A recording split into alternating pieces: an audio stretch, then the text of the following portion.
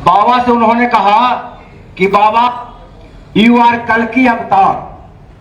तो बाबा जवाब दिए, no no no Sukhdev, I am not कल की अवतार, कल की अवतार इज मिस्टर प्रभु। दूसरी बात है कि उन्होंने गृही और सन्यासी के बीच में एक सिल्वर लाइन जोड़ा था लोकल फुल टाइमर का।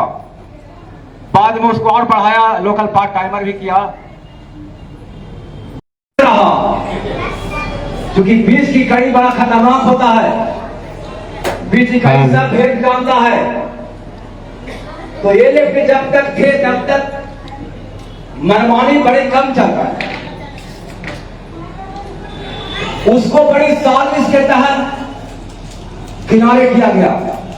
मुझे याद है कि लगभग 300 से ज्यादा एलएफटी खुद गुरुदेव ने बनाया था अपने सामने।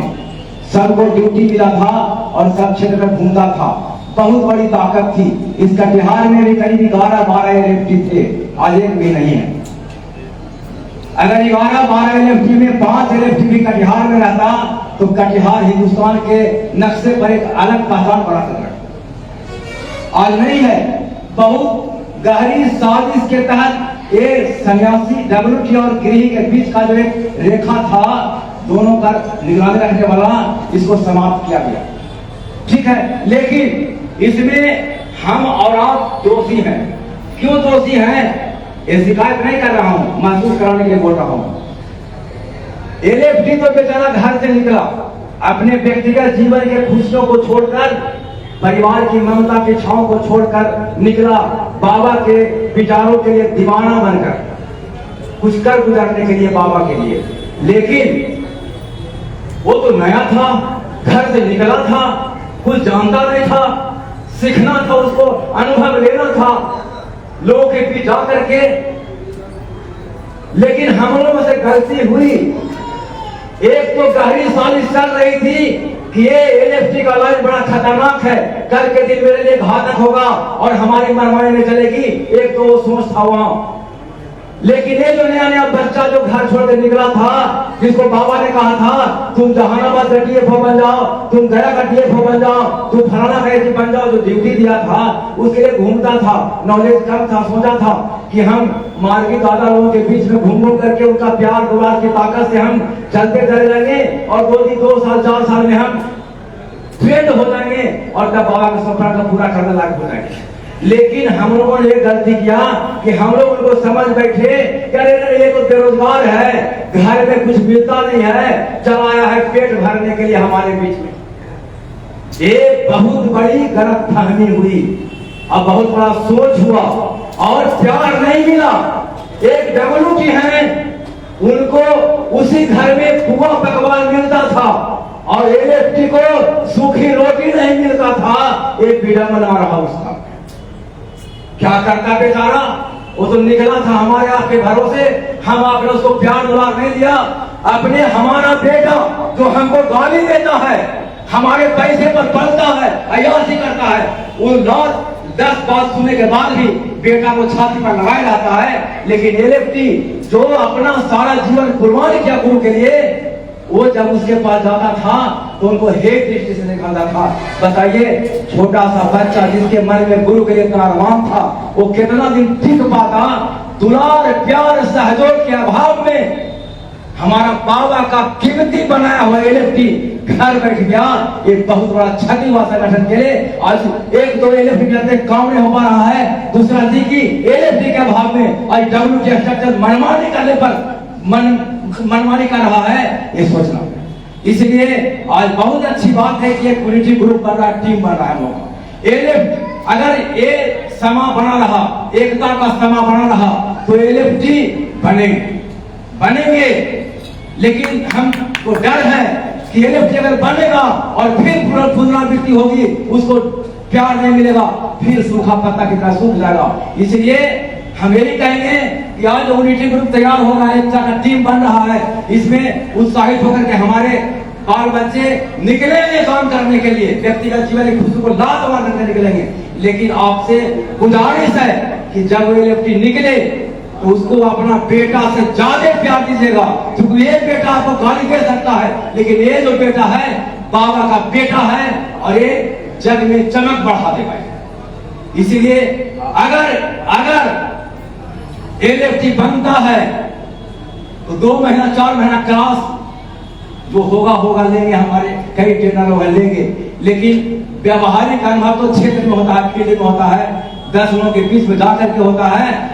जब जाए आपके पास उनको प्यार दुलार से लाद दीजिएगा, ताकि अपने जीवन के तमाम दर्द को भूल करके और बाबा के सपनों को पूरा करने के लिए अपना जीवन का सब खुशी उछावर कर दे। इसलिए अधिकार करना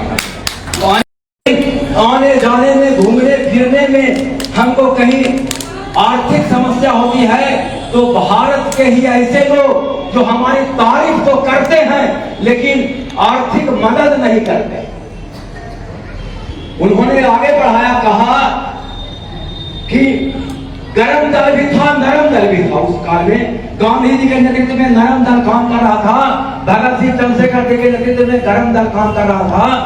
दोनों टीम काम कर रहा, दोनों देश के लिए ही काम कर रहे थे। लेकिन विडंबना है, उनका कहना है कि हम लोगों को आर्थिक सहयोग अपने लोगों से नहीं मिलता था, लेकिन गांधी जी के सहयोगों को मिलता था। एक एग्जाम्पल देते हैं, एक एग्जाम्पल दिए कि एक बार जब भगत सिंह को फांसी मिल हो गई, वो चले गए, चंद्रशेखर जी भी अकेला पड़ गए, भीतर पूरा टीम हो गया उनका, तो उनको रसिया से कुछ हथियार की जरूरत थी। वहां जाना था कि वहां जाकर कुछ बात करेंगे हम रसिया से, तो वहां से कुछ हमको हथियार मिल जाएगा तो हम कुछ काम करेंगे अंग्रेज को भगाने के लिए। लेकिन उनको जाने के लिए पैसा नहीं था, कुछ पैसा चाहिए था।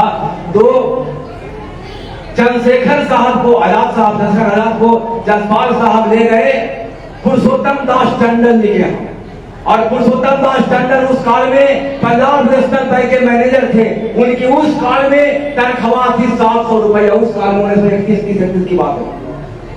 गए तो किसी तरह से गए छिपा करके, वहां गए तो पुरुषोत्तम दास साहब टंडन साहब बड़ी और अगर किए क्या बात है, आपको देख करके तो गर्व होता है कि आपके सपूत है जो देख के लिए एकदम दीवाना हो गया है। खूब तारीफ किए उनका, खूब तारीफ। जब कहा गया कि प्रयोजन बताइए आने का, तब बोले कि वैसा सा बात है, हमको रसिया जाना है, कुछ जरूर आर्थिक सहयोग मिलता तो हमको मदद मिल जाती। बोले हाँ अच्छा, बिटिया सुनो बिटिया, मेरे जेब के पॉकेट में 10 रुपया होगा, लेके आना। तो 10 रुपया कहा है, उस काल में जब महात्मा गांधी जाते थे तो सैकड़ों रुपया यूं ही बकरी को खिलाने में खर्च कर दिया था, उनकी बकरी को खिलाने में खर्च किया था।